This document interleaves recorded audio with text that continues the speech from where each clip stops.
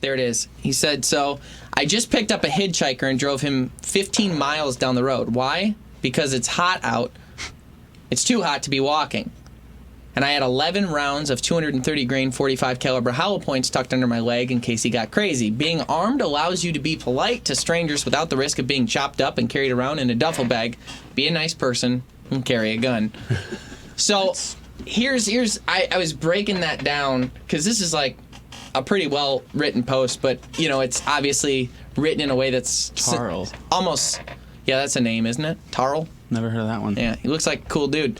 But anyhow, that's our friend Carl. He just changed it a little. Carl Gordon. He's even got the hat. Our friend Carl had a hat like that too, I think. He kind of looks like Carl with a bit of a beard. It's Carl. Anyhow, it's not. But the idea is this.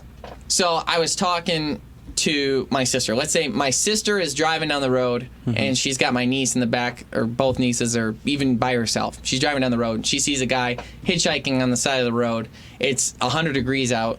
She can't stop to pick him up. Why?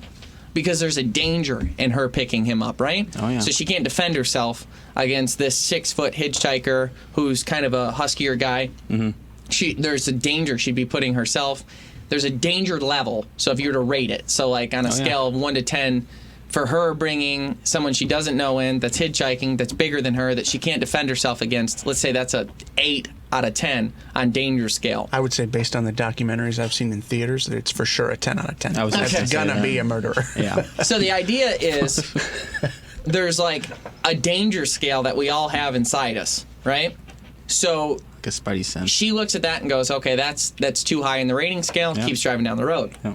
Now, me as a person who's trained to defend myself, carries a gun, or has guns, or what, rather, if I have let's say I'm carrying a gun, legally, obviously, and I have a handgun, and I'm capable of defending myself physically, I can pick that person up because my danger scale, whereas it's an 8 for my sister, it's only a 2 or 3 for me.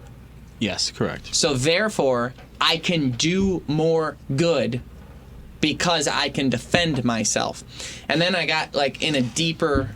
Go ahead. Well, then, according to that scale, now, does your sister get docked points because she's got the kid, and is it because she's a female and she can't defend herself? With or without the kid, let's say it's a 9 if she had the kids with her, it's an 8 if she didn't. Yeah. And it is, partly because she's a female. Yeah. I mean, let's call a spade here. But that's just There's like... females that can beat the crap out of me, but there's ones that can't.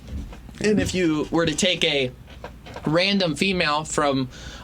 people in general, just a random female and a random male, 9 times out of 10, the male is going to be able to be physically able to overpower her if they're the same age. Correct. So that's just that. I'm sure I'm going to get. We're going to get the written most up for comments for this one. Stupid, I know.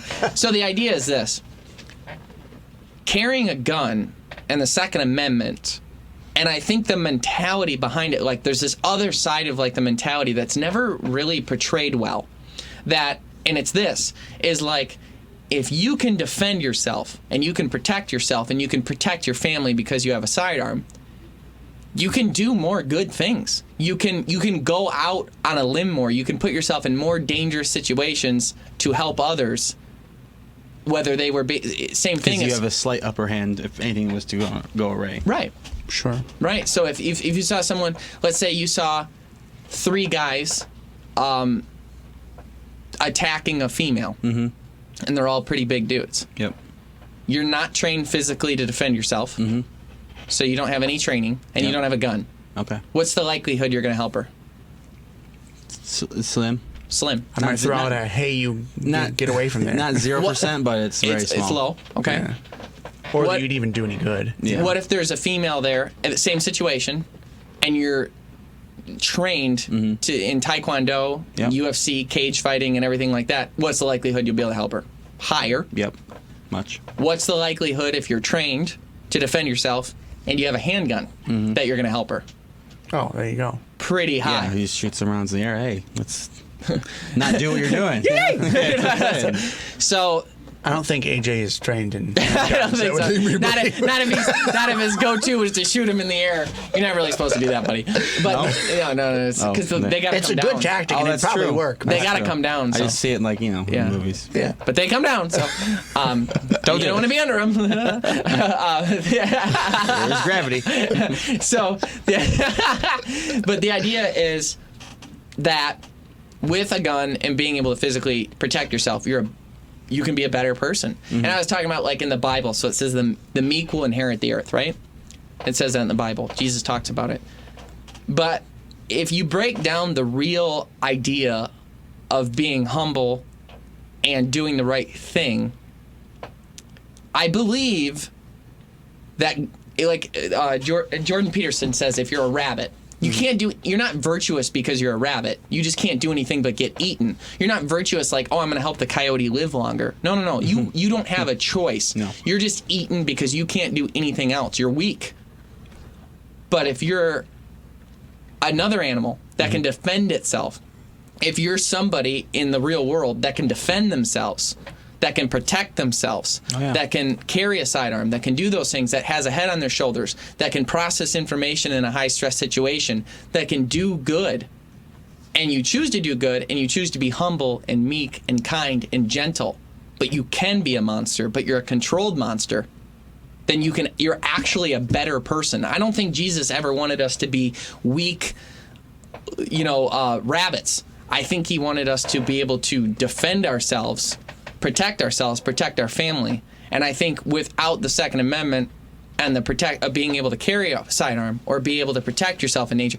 If you're walking in the woods and you're in the bear woods, they're like, in Alaska, they're like, you have to take a gun when you go clam digging or you will get killed. Oh, yeah.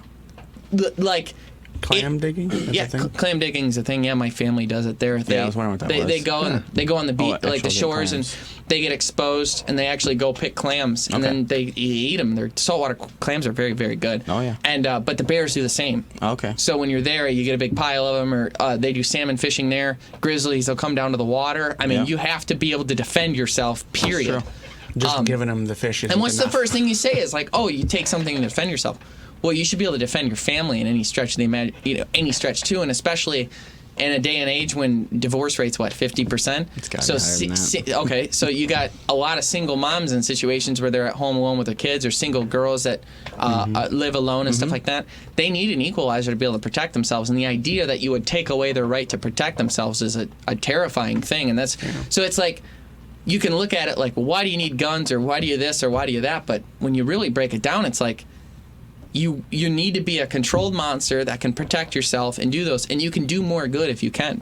And that's it's a well put point. As I read that post, right? I can't deny it. Yeah. Yeah. It's interesting though, because when people think about like, well, I don't like guns, or I don't like this, or I don't like that, it's like, well, in this stretch, I mean, look at it. It's an equalizer that makes it so you can do more good, and you can neutralize situations that just because you have it and you're capable. A lot of times, just the capability of being able to protect yourself, someone knows you're a black belt, or you have a gun, or they should see it, or something like that. Sure. It changes the dynamic quick. Oh, yeah. You know what I mean? And it can cause you to do more good. So I thought that was kind of a neat... I went on like a brain thought of it, and I... No, I think it's a pretty good one, because as bad as it is, we do live in a fairly messed up world these days, where it helps if you're going to pick up a hitchhiker, the likelihood of something happening... You have that gun, something happens, you're good to go. And I think a certain percentage of your life that you spend should be sectioned off for learning how to defend yourself, handle a gun properly, and protecting your family. I think that we get lulled into an idea that we don't need that anymore. But yet, we also get lulled into the news of like where this stuff's happening all the time. So we're like, oh, I don't have time for that or this or that. I think as a man, especially like with a family or whatever, it's important that you spend the X amount of percent of your time learning how to handle a gun properly, learning how to defend yourself, and being in good physical fitness shape to be able to do those things. The thing that bugs me about it is you talk to people about this, and a bunch of people will say, oh, then get rid of guns then. But you can't get rid of guns. All that does is get rid of guns for people who are trying to get them legally. It doesn't get rid of guns. Making anything illegal doesn't get rid of it. It actually increases black demand market. for it. It's just Yeah. a black market now. So people are getting them illegally. So they're already doing illegal things. You're already promoting. It's not going to stop it. It's only going to make it worse. And Marijuana the is good people won't have guns, and the bad people will. Marijuana is the perfect example. It's now being legalized everywhere. In a lot of places, not everywhere, but a lot of places are legalizing it. Yeah. But it's been illegal for so long. Yeah.